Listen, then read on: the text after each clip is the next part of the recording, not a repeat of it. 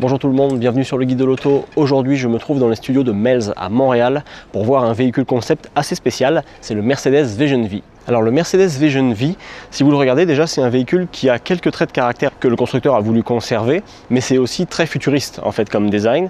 C'est assez lisse si on regarde notamment la partie avant, mais il y a quand même quelques similitudes avec les véhicules Mercedes, notamment les deux bossages de capot qu'on voit ici. Et la grosse calandre, en fait, Mercedes a voulu rappeler vraiment les Mercedes d'antan, d'il y a plusieurs dizaines d'années.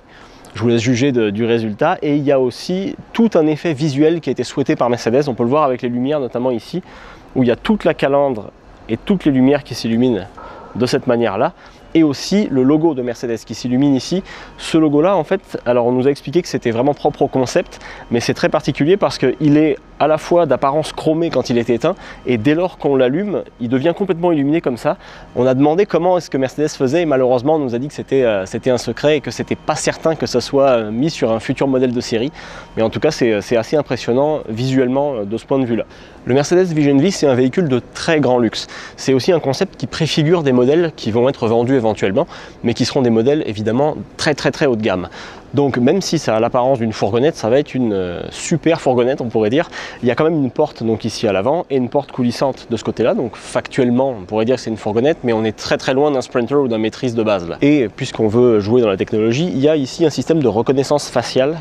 Alors qu'il a, même si je mets ma face, ça ne marchera pas, mais en tout cas l'idée c'est de faire en sorte qu'on puisse rentrer dans le véhicule avec notamment la reconnaissance faciale ou avec la reconnaissance des empreintes digitales de l'autre côté du véhicule pour rentrer côté conducteur. Là il y a un écran en fait qui se trouve à cet endroit, on peut lui faire afficher ce qu'on veut, un logo Mercedes-Benz ou autre, souhaiter la bienvenue par exemple à un client qui viendrait. Et là en fait en guise de clin d'œil, Mercedes a intelligemment mis Bonjour Montréal pour faire référence au taxi montréalais, même si là vous allez voir après quand on va prendre place à bord qu'on est très loin d'un taxi montréalais avec les sièges en vinyle. Si vous regardez le véhicule de profil, vous avez peut-être remarqué qu'on voit rien du tout à l'intérieur. C'est parce qu'en fait le vitrage peut être complètement opaque, c'est un vitrage électrochromique, et ensuite en fait à la pression d'un bouton on peut le rendre complètement transparent et on finit par voir à l'intérieur de l'habitacle. Là encore, difficile de savoir si ça pourra être fait sur la totalité du vitrage pour une homologation future, mais là ça fait quand même son petit effet, c'est assez intéressant, et ce serait aussi pertinent pour des gens, par exemple des clients VIP qui voudraient juste avoir en fait un endroit à eux. Ça fait partie des choses qui pourraient être pertinentes sur un véhicule de ce type. Pour ce qui est de la partie arrière, le véhicule ressemble à rien de ce qui est connu chez Mercedes. On est très loin encore une fois d'un maîtrise ou d'un Sprinter, ça n'a absolument rien à voir. Et ce Vision V, en fait, il n'a pas de feu arrière, vous avez peut-être remarqué, mais en fait c'est parce qu'ils sont cachés, on ne les voit pas quand ils sont éteints. Et en fait quand on les allume, on voit toute la partie qui entoure là, le haillon, qui devient rouge avec les feux arrière, et on a même les clignotants qui se trouvent de chaque côté. Là encore, je ne sais pas à quel point ça va pouvoir être transposé à un véhicule de série, et les personnes à qui on a posé la question chez Mercedes nous ont dit qu'ils ne pouvaient pas nous en dire plus, donc ça reste un mystère pour l'instant. En ce qui concerne les jantes, Mercedes a vraiment voulu faire un effet waouh avec les roues, et on le voit ici notamment avec les insertions lumineuses là et là, toute la partie chromée qui se trouve au centre, et aussi la taille de ces jantes, parce qu'on parle d'un diamètre de 24 pouces, et ce concept est chaussé en Pirelli P0 en 285 par 30. Par 30 c'est vraiment extrêmement petit.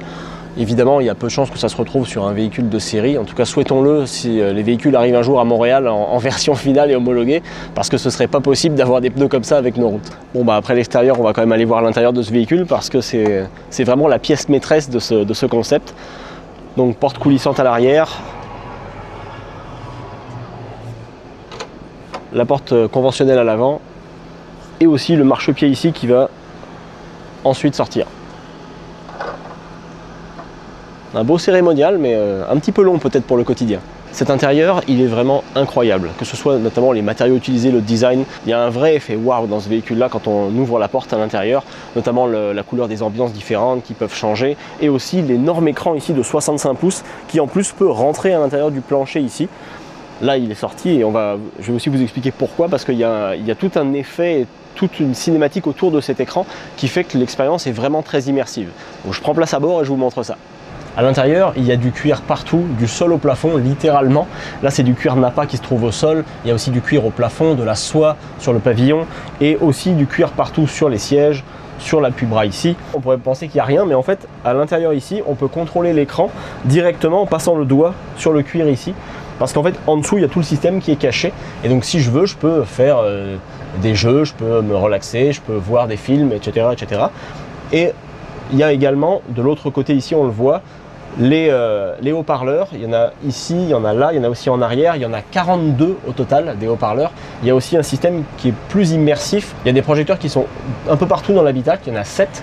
Et en fait, ces projecteurs-là permettent de faire en fait une sorte de vision à 360 degrés. Un des ingénieurs chez Mercedes nous a expliqué que quand, par exemple, on regarde un film de course automobile, si une Formule 1 passe comme ça devant l'écran, on va pouvoir avoir avec le projecteur en fait la voiture qui va continuer un petit peu sur le côté du véhicule, donc pour rendre le tout encore plus immersif et avec une expérience à 360 degrés, que ce soit pour le son ou pour la vidéo. Et puis si on n'a plus envie de l'écran et qu'on veut relaxer un petit peu, on a aussi un jeu d'échecs qui se trouve ici, et on a également de quoi boire et avec un verre de ce côté-là si on souhaite se rafraîchir un petit peu, ça peut toujours servir également.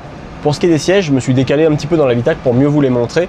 Et en fait, si vous regardez, si moi je prends place dessus, je vais avoir la position relaxante. Donc là, je peux me relaxer un peu plus. Et on peut même, si on le souhaite, en fait, avoir une position qui va s'avancer plus encore, jusqu'à même aller à une position complètement couchée, un peu à la manière d'une classe affaires en aviation. Je dois vous dire que, en fait, c'est plutôt confortable pour l'instant, en tout cas. On m'a dit que j'avais pas le droit de rester là, mais c'est dommage, j'aurais bien fait une petite sieste. Pour conclure, à propos du Vision V, tout ce qu'on peut vous dire pour l'instant, c'est que c'est un véhicule concept qui va faire une tournée mondiale, notamment en Asie ou aussi au Moyen-Orient, où c'est des véhicules qui sont très populaires. Nous, pour l'Amérique du Nord, on va avoir des véhicules qui vont ressembler à ce concept. Il y a 2 véhicules qui sont prévus par Mercedes-Benz, le VLE, avec une vocation plus familiale avec jusqu'à 8 passagers à l'intérieur, et le VLS, qui va plus ressembler à celui-ci, avec notamment donc 2 sièges comme ça, ou en tout cas une volonté d'avoir quelque chose d'extrêmement VIP, de très très haut de gamme. Il va pouvoir y avoir potentiellement un moteur à essence, un moteur électrique, l'un ou l'autre au choix, mais pas d'hybridation. Et on nous a parlé d'une mise en production à la fin de l'année 2026, sans nous préciser le millésime. Parce qu'il y a peut-être certains marchés qui vont être priorisés, ce sera peut-être pas nous. Bref, tout ça pour dire qu'au final, un véhicule comme celui-ci de très grand luxe s'en vient en Amérique du Nord, mais on ne sait pas encore quand et pas encore sous quelle forme.